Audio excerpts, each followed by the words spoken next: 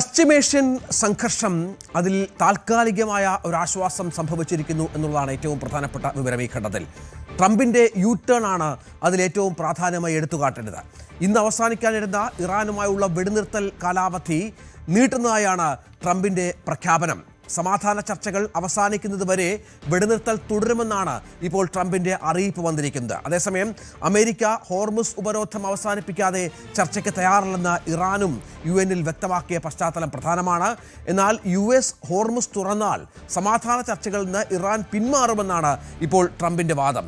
അതുകൊണ്ട് ഉപരോധം തുടരുമെന്നും ട്രംപ് അറിയിക്കുകയാണ്. ഇതിനിടെ US സെൻട്രൽ കമാൻഡ് യുദ്ധ ഒരുക്കങ്ങളുടെ ദൃശ്യങ്ങളും പങ്കുവച്ചു. ആ ദൃശ്യങ്ങളിലേക്ക്. We're rearming, we're retooling, and we're adjusting our tactics, techniques, and procedures. There's no military in the world that adjusts like we do, and that's exactly what we're doing right now during the ceasefire.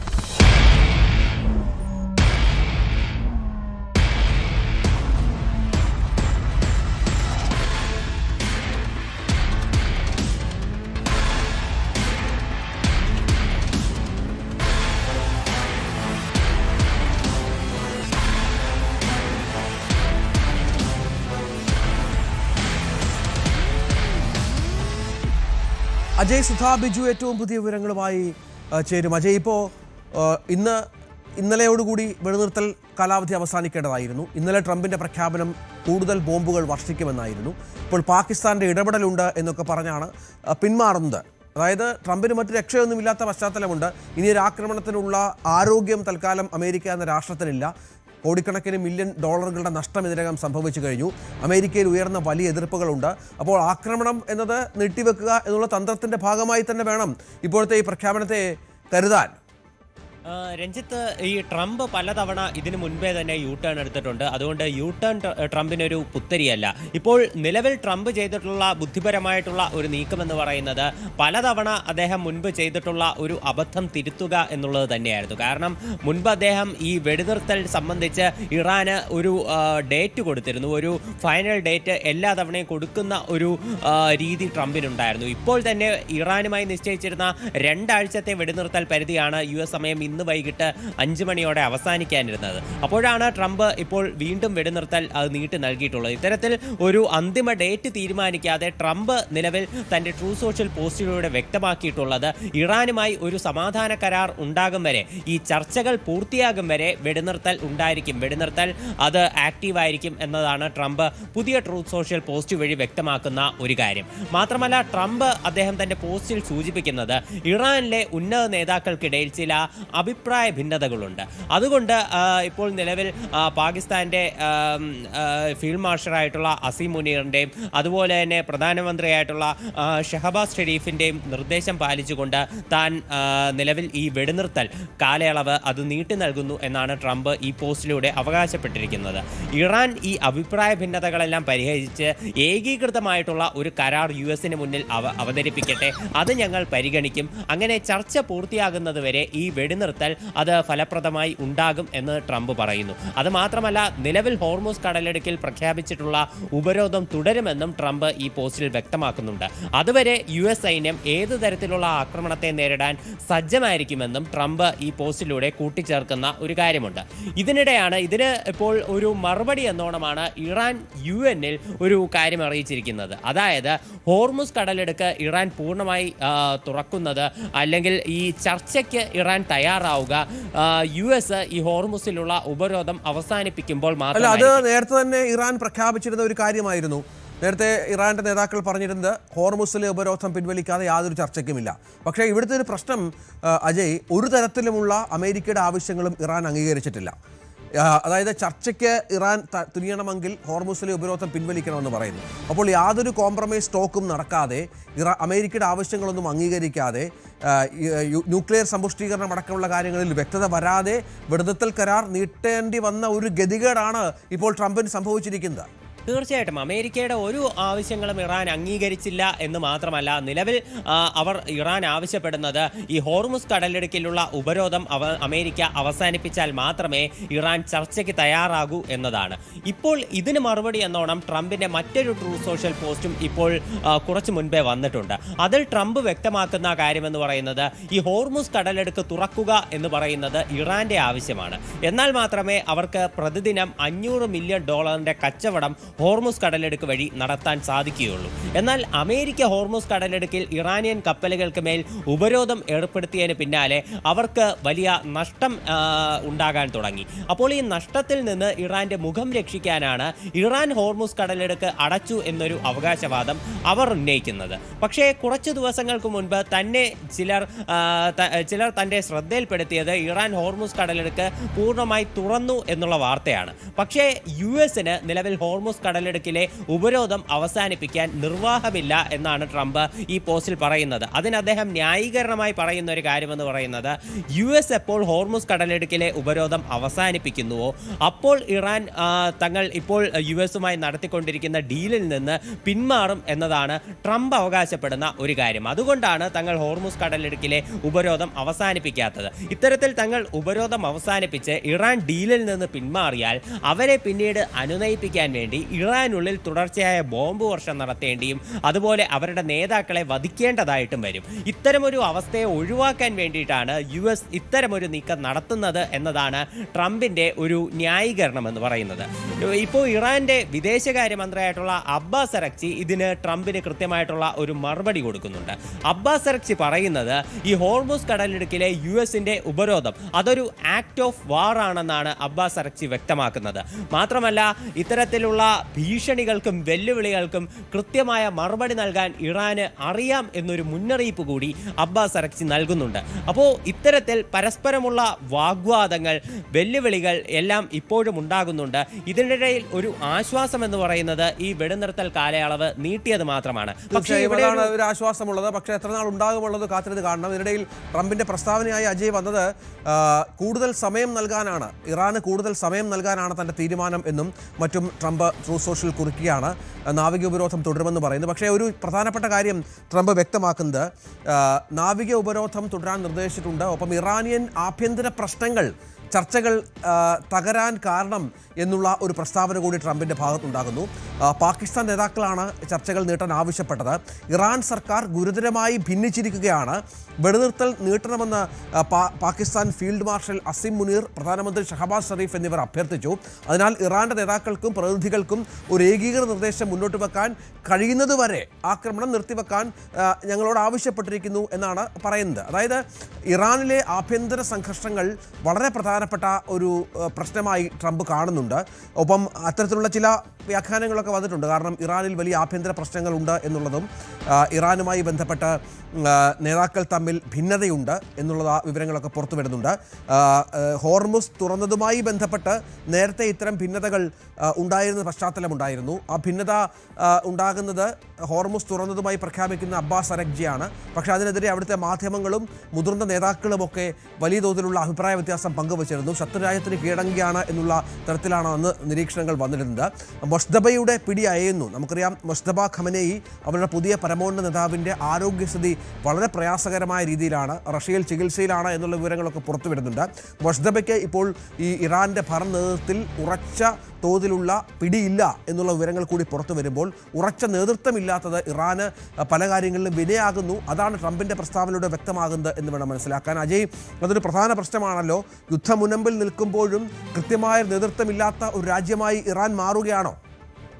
Ranjith, ഇപ്പോൾ ഇറാന്റെ നേതൃത്വത്തിലുള്ള ആളുകൾ തമ്മിൽ പലതരം അഭിപ്രായ ഭിന്നതകൾ ഉണ്ട് എന്നത് പലതരം കാര്യങ്ങൾ കൊണ്ട് നമുക്ക് മനസ്സിലാക്കാവുന്ന ഒന്നാണ്. കഴിഞ്ഞ ദിവസം തന്നെ അതിൻ്റെ ചില സൂചനകളുണ്ടായിരുന്നു. അതായത് ഈ ഹോർമുസ് കടലിടുക്ക് പൂർണ്ണമായി തുറക്കുന്നു എന്ന പ്രസ്താവന പുറത്തു വന്നതിന് ശേഷം ഇറാന്റെ മുതിർന്ന നേതാക്കളിൽ പലരും പരസ്യമായ പ്രതികരണത്തിനൊന്നും തന്നെ തയ്യാറായിരുന്നില്ല. അതിപ്പോൾ ഇറാന്റെ വിദേശകാര്യമന്ത്രിയായിട്ടുള്ള അബ്ബാസ് അറക്ചി ആണെങ്കിലും അതുപോലെ അവരുടെ പാർലമെന്റ് സ്പീക്കറായിട്ടുള്ള മുഹമ്മദ് ബാഖർ ഖാലിബാഫ് ആണെങ്കിലും ആണെങ്കിലും അവരൊന്നും തന്നെ പരസ്യമായി പ്രതികരിക്കാൻ തയ്യാറായിരുന്നില്ല. ഇപ്പോൾ അബ്ബാസ് അറക്ചിക്ക് പകരം പലപ്പോഴും അവരുടെ വിദേശകാര്യ വക്താവായിട്ടുള്ള ഇസ്മായിൽ ബഗേയിയാണ് ആ സമയത്ത് പല പൊതുവായിട്ടുള്ള പ്രതികരണങ്ങളും നടത്തിയിരുന്നത്. അപ്പോൾ ഈ കാര്യത്തിൽ തന്നെ ഇറാന്റെ നേതൃനിരയിൽ പലതരം അഭിപ്രായ ഭിന്നതകൾ ഉണ്ട് എന്ന് വ്യാഖ്യാനിക്കാൻ ഒരു കാരണമായിട്ടുണ്ട്. പല മാധ്യമ റിപ്പോർട്ടുകളും ഇതിനെ സംബന്ധിച്ചുണ്ടായിരുന്നു. അപ്പോൾ ഈ ഒരു കാര്യം തന്നെയാണ് US നിലവിൽ ചൂണ്ടിക്കാട്ടുന്നത്. ട്രംപ് തൻ്റെ പോസ്റ്റിൽ ഒരു പ്രധാനപ്പെട്ട ഇപ്പോൾ തൻ്റെ ഒരു വെടിനിർത്തൽ നീട്ടിവെക്കാനുള്ള തീരുമാനത്തെ ന്യായീകരിക്കാനുള്ള കാരണമായിട്ട് എടുത്തു കാണിക്കുന്നതും ഈ അഭിപ്രായ ഭിന്നതകളെ സംബന്ധിച്ചുള്ള റിപ്പോർട്ടുകളാണ്. ട്രംപ് ഇക്കാര്യം തൻ്റെ പോസ്റ്റിലൂടെ എടുത്ത് സൂചിപ്പിക്കുന്നതിന് മുൻപ് തന്നെ പലതരം റിപ്പോർട്ടുകൾ ഇതിനെ സംബന്ധിച്ചുണ്ടായിരുന്നു. അതേ കാര്യം തന്നെ, അതായത് ഇത്തരം അഭ്യൂഹങ്ങൾ വെച്ചിട്ടാണ് ഇപ്പോൾ നമുക്ക് പൊതുവായിട്ട് ഇപ്പോൾ നമുക്ക് സ്ഥിരീകരിക്കാവുന്ന റിപ്പോർട്ടുകളൊന്നും വന്നിട്ടില്ല. ഇത്തരത്തിലുള്ള പല കാര്യങ്ങൾ കൊണ്ട്, പ്രത്യേകിച്ച് നേരത്തെ പറഞ്ഞതുപോലെ ഹോർമുസ് വിഷയത്തിൽ ഉൾപ്പെടെ പല നേതാക്കളും പ്രതികരിക്കാത്തതും, അതുപോലെ അമേരിക്കൻ ഉപരോധം തുടരുന്ന പശ്ചാത്തലത്തിൽ മുതിർന്ന നേതാക്കളുടെ ഒരു സമ്മർദ്ദം കാരണം തന്നെയാണ് ഹോർമുസ് വീണ്ടും അടയ്ക്കാൻ തീരുമാനിച്ചത് എന്നുള്ള ഒരു കാര്യങ്ങളൊക്കെ തന്നെയുണ്ട്. കാരണം ഈ വീണ്ടും ആക്രമണം ആരംഭിക്കും എന്നുള്ള മുന്നറിയിപ്പ് ആദ്യം നൽകുന്നത് മുഹമ്മദ് ബാഖർ ഗാലിബാഫാണ്. ഈ ഹോർമുസ് തുറക്കുന്ന വിഷയത്തിലോ അല്ലെങ്കിൽ പാകിസ്ഥാനിൽ നടന്ന ചർച്ചയുടെ കൂടുതൽ വിശദാംശങ്ങളെ സംബന്ധിച്ചോ ഇവരുടെ ഭാഗത്തു നിന്നൊന്നും തന്നെ യാതൊരുവിധ പ്രതികരണവും ഉണ്ടായിരുന്നില്ല.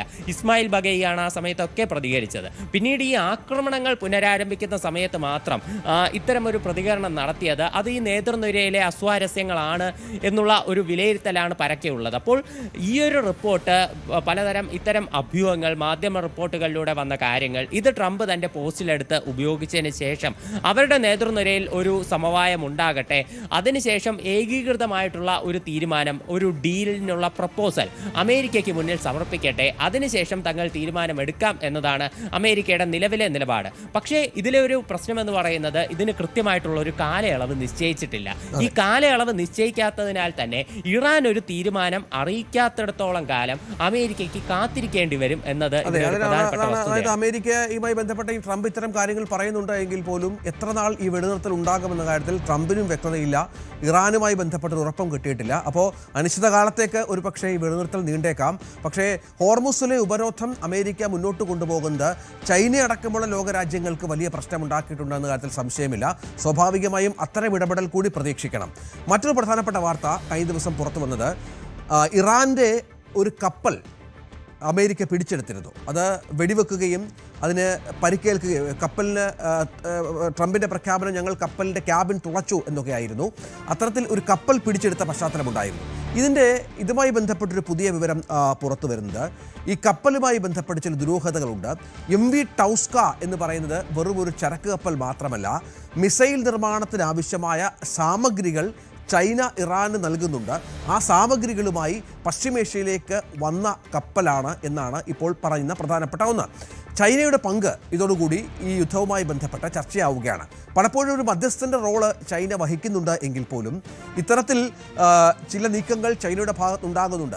പരോക്ഷമായി ചില പിന്തുണകൾ ഇറാൻ ലഭിക്കുന്നുണ്ട് എന്ന കാര്യം കൃത്യമാണ്. കാരണം ഇറാനുമായി വളരെ അടുത്ത ബന്ധമുള്ള ഒരു രാജ്യമാണ്. സൈനിക തലത്തിൽ സഹകരണമുണ്ട്, നയതന്ത്ര തലത്തിൽ പലയിടത്തിലുള്ള ഇടപാടുകളുണ്ട്. ഓയിൽ, ഒരുപക്ഷെ ഇറാൻ്റെ ഓയിൽ ഏറ്റവും അധികം വാങ്ങുന്ന ഒരു രാജ്യം ചൈനയാണ്. സ്വാഭാവികമായും ചൈനയ്ക്ക് ഇറാനെ കൈവിടാനാവില്ല.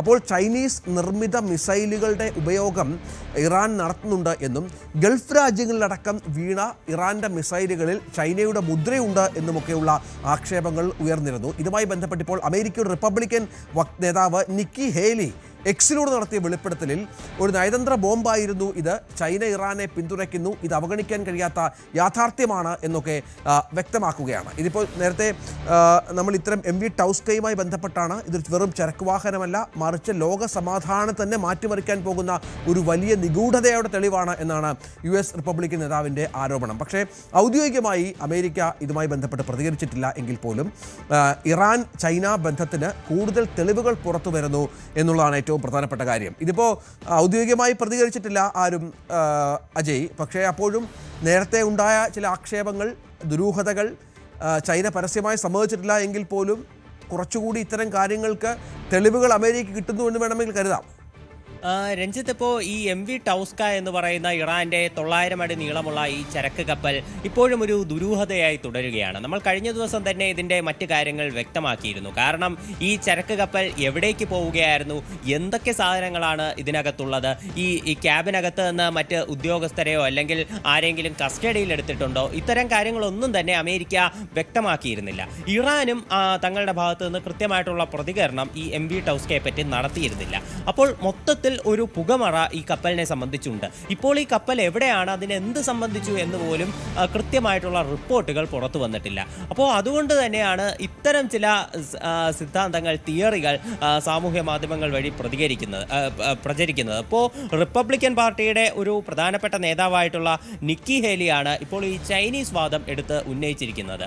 ഇതിന് പിന്നാലെ ഇത് വലിയ തരത്തിലുള്ള ചർച്ച കൂടിയായിരിക്കുകയാണ്. അതായത് ഈ ഒരു കപ്പലിലൂടെ വന്നിരിക്കുന്നത് ഈ മിസൈൽ ഉണ്ടാക്കാനുള്ള വെടിമരുന്നുകളും അതുപോലെ തന്നെ മറ്റ് ആയുധങ്ങളും ഒക്കെയാണ് ഈ വന്നിരുന്നത്.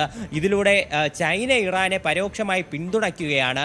ഈ ചൈനയും ഇറാനും തമ്മിൽ ഈ യുദ്ധത്തിൽ കൃത്യമായിട്ടുള്ള പങ്ക് ഉണ്ട് എന്നതിന് ഇതിനേക്കാൾ കൂടുതൽ എന്ത് തെളിവാണ് വേണ്ടത് എന്നെല്ലാമാണ് നിക്കി ഹേലി ഇത്തരം കാര്യങ്ങൾ പറഞ്ഞുകൊണ്ട് ഈ എക്സ് വഴി ചോദിക്കുന്ന ഒരു ചോദ്യം എന്ന് പറയുന്നത്. പക്ഷേ ഈ ഒരു കപ്പലിന് ചൈനീസ് ബന്ധമുണ്ട് എന്നതിനെ സംബന്ധിച്ച് ഈ കപ്പൽ എടുത്ത സെൻട്രൽ കമാൻഡോ അല്ലെങ്കിൽ US പ്രസിഡന്റായിട്ടുള്ള ട്രംപോ ഈ നിലവിൽ യാതൊരുവിധ പ്രതികരണവും നടത്തിയിട്ടില്ല. ഈ കപ്പലിന് എന്ത് സംഭവിച്ചു എന്ന് കൃത്യമായ സൂചന നൽകാനും ട്രംപ് ഇതുവരെ തയ്യാറായിട്ടില്ല. എന്തായാലും ഈ ചൈനീസ് ആരോപണം കൂടി വന്ന സ്ഥിതിക്ക് ഇതിനെ സംബന്ധിച്ചുള്ള കൂടുതൽ വിശദാംശങ്ങൾ ഉടൻ തന്നെ ഈ US ആർമി പുറത്തുവിടും എന്നാണ് നിഗമനം.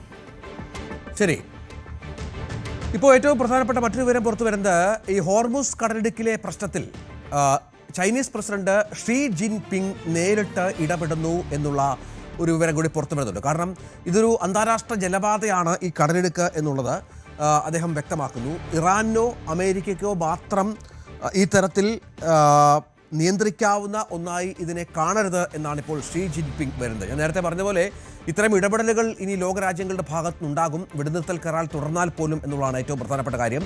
സൗദിയുടെ കിരീടാവകാശി മുഹമ്മദ് ബിൻ സൽമാനുമായി ഷീ ജിൻ ഫോൺ സംഭാഷണം നടത്തി ഈ നിലപാട് വ്യക്തമാക്കി. ഹോർമുസ് ഉപരോധത്തിന് ശേഷം ഷീ ജിൻ നടത്തുന്ന ആദ്യ പ്രതികരണമാണിത്.